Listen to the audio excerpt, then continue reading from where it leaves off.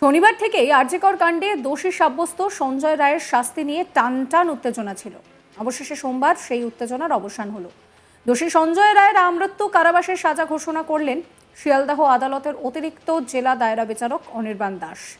এর পাশাপাশি রাজ্য সরকারকে নির্যাতিতার পরিবারকে 17 লক্ষ টাকা ক্ষতিপূরণের নির্দেশ দিয়েছেন বিচারক। তবে বিচারকের সাজা ঘোষণা শুনে কিন্তু অনেকেই অখুশি। এই নিয়ে সুকান্ত মজুমদার বলছেন যে মহামান্য বিচারপতি জানিয়েছেন যে আমি অবাক হয়ে গেলাম, কেস নম্বর ফাঁকা রেখে দেওয়া হয়েছিল দেখে। টালা থানার রেজিস্টার উদ্বেগজনক অস্বাভাবিক ঘটনা বলে অভিযোগ দায়ের করা হয়েছে। পুরো দায়টাই পুলিশের, এই সবটাই ঘটিয়েছে পুলিশ। শোনাবো আপনাদের কি বলছেন সুকান্ত মজুমদার। আমি আপনাদেরকে কয়েকটি জায়গা পড়ে শোনাতে চাই। It was his evidence that আমি সেই রায় থেকে পড়ছি, page number 150. It was his evidence that the date of the victim was declared at 12:45 p.m. and Tala PS has received the same around 2 p.m. তার পরের লাইনটা খুব গুরুত্বপূর্ণ। To my utter surprise, বিচারপতি বলছেন, আমি অবাক হয়ে দেখলাম, to my utter surprise, I have noticed that the said witness deposed in the fashion that one UD case number was kept blank. Case number blank রেখে দেওয়া হয়েছিল, ফাঁকা রেখে দেওয়া হয়েছিল in the concerned register of Tala PS, void number 861 dated .. পরিষ্কার এখানে বোঝা যাচ্ছে এই ধরনের অবজারভেশন দেখে। আরো আমি বলছি, কোর্টের অবজারভেশন বলছি, I am also surprise to note that, court বলছে, মহামান্য আদালত বলছে, মহামান্য বিচারপতি বলছে, সমস্ত স্টেটমেন্ট কিন্তু পুলিশ সম্পর্কে। পুলিশ মন্ত্রী মমতা বন্দ্যোপাধ্যায়, যিনি বড় বড় কথা বলছেন এবং তার দলের লোকেরা বড় বড় কথা বলছেন, এই দায়টা কার? এই যে বিচারপতি বলছেন, I am also surprise to note that the সেইজ process of seizure and starting of UD case was noted in the GD book, void GD number 576 dated 9/8/2024, and the said entry was done by PW matlab prosecution witness 24 after 11:30 p.m. on 9th August 2024. From his evidence, it also came out that another GD, void number GD number 542 dated 9th August 2024 was registered at Tala PS GDE book, which contained noting of receiving information regarding unnatural death of a doctor at RG Kar hospital. দেখুন, একবার এক এক রকম ঘটনা এই ধরনের ঘটেছে এবং এই পুরো দায়টা হচ্ছে পুলিশ মন্ত্রী, পুলিশের ক্ষেত্রে পুলিশ এটা করেছে পরিষ্কার। অন্যদিকে আরজিকরের রায় নিয়ে সরব হতে দেখা গিয়েছে বাংলার মুখ্যমন্ত্রী মমতা বন্দ্যোপাধ্যায়কেও। মমতা বন্দ্যোপাধ্যায় থেকে শুরু করে বিরোধী দলনেতা শুভেন্দু অধিকারী, তারা সকলেই কিন্তু এই নিয়ে রীতিমতন প্রশ্ন তুলেছেন। রায়দান করতে গিয়ে বিচারপতি অনির্বাণ দাস জানিয়েছিলেন যে এই ঘটনা বিরলের মধ্যে বিরলতম ঘটনা নয়। তবে মুখ্যমন্ত্রী, বিরোধী দলনেতা, তারা সকলেই কিন্তু এই অবজারভেশনের সঙ্গে সহমত নন। তাদের মতে এটা বিরলতম ঘটনা। মঙ্গলবার মালদহের সরকারি অনুষ্ঠানে সেখানে যোগ দিয়ে মুখ্যমন্ত্রী মমতা বন্দ্যোপাধ্যায় জানান যে মা বোনেদের সম্মানের স্বার্থে সমাজকে মানবিক হতে হবে। আমরা বিধানসভায় অপরাজিতা বিল পাশ করিয়েছি, কিন্তু সেই বিলে শাস্তি রাখা হয়েছে, কেন্দ্রীয় সরকার এখনো তা পাশ করেনি, ফেলে রেখে দিয়েছে। আমরা চাই একটা মডেল তৈরি হোক। যাবজ্জীবন মানেটা কি? অনেক কেসে আমরা দেখেছি যে 2-3 মাসের মধ্যে বেরিয়ে গিয়েছে, বেরোলেও বেরিয়ে যাওয়া যায়। অন্যায় করলে তাকে ক্ষমা করে দেব কেন বলবেন? আমি সত্যিই আশ্চর্য। আমি নিজেও একজন আইনজীবী ছিলাম, আইনটা পড়েছি, আইনটা আমি একটু বুঝি।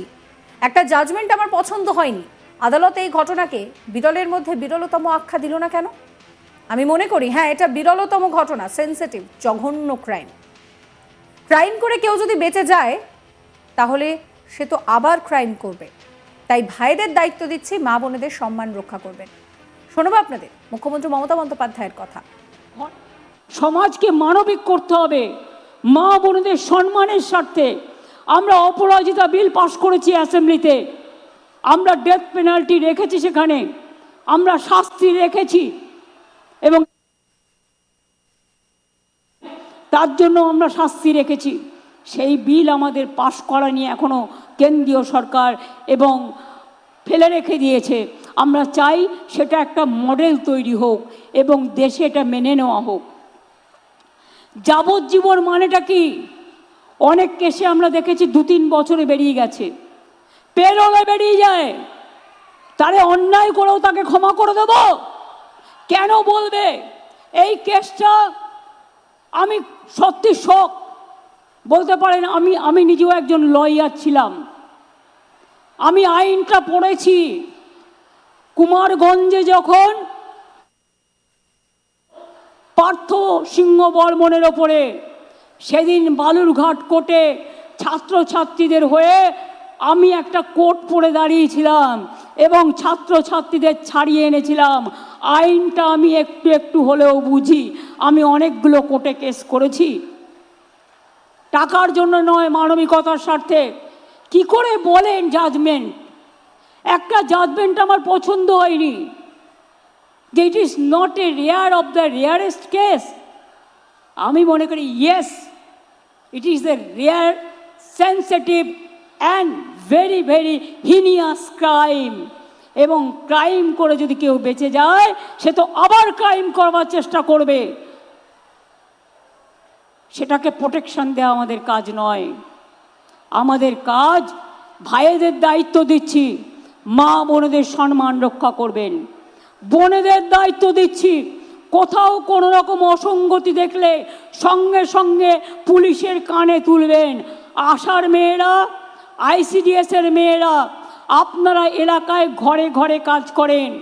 আশার মেয়েদের জন্য, আইসিডিএসের মেয়েদের জন্য আপনাদের হাতে কিছু দিনের মধ্যেই টেন্ডারটা ক্লিয়ার হয়ে গেলে, আগে আসার জন্য আমরা করছিলাম, ওটা অর্ডার দেওয়া হয়েছে, আইসিডিএসের জন্য করা হবে। আপনারা হাতে একটা করে ফোন পাবেন, এই ফোনের মাধ্যমে আপনারা যোগাযোগ করে অ্যাডমিনিস্ট্রেশনকে জানাবেন এবং আপনারা অ্যাকশন নেবেন। অন্যদিকে মঙ্গলবার হুগলির আরামবাগে এসে আরজি করের রায় প্রসঙ্গে শুভেন্দু অধিকারী তিনি মন্তব্য করেন, তিনিও এই রায় নিয়ে খুশি নন। কি বলেছিলেন শুভেন্দু অধিকারী, শুনুন। ভবিষ্যতে যদি অন্য কেউ আসে, কোন রাজ্য সরকারের আইনকে বৈধতা দিতে পারবে না, কারণ সংবিধান বিরুদ্ধ কাজ হবে। প্রথম কথা বলি, আইন তৈরি হয় তো মানুষের জন্য। মানুষ এই রায়ে খুশি নয়, এবং আমিও একজন মানুষ, যার হুঁশ আছে সেই তো মানুষ। সমাজ, পরিবার কেউ খুশি নয়। ভারতীয় ন্যায় সংহিতাতে ক্যাপিটাল পানিশমেন্ট দুভাবে ছিল, আছে, একটা মৃত্যুদণ্ড, একটা আজীবন কারাদণ্ড। সাবস্ক্রাইব করবেন আজ তাক বাংলার ইউটিউব চ্যানেলকে, ফলো করতে ভুলবেন না হোয়াটসঅ্যাপ চ্যানেল, এবং অবশ্যই আপনাদের নজর থাকুক আজ তাক বাংলার লাইভ স্ট্রিমিংয়েও।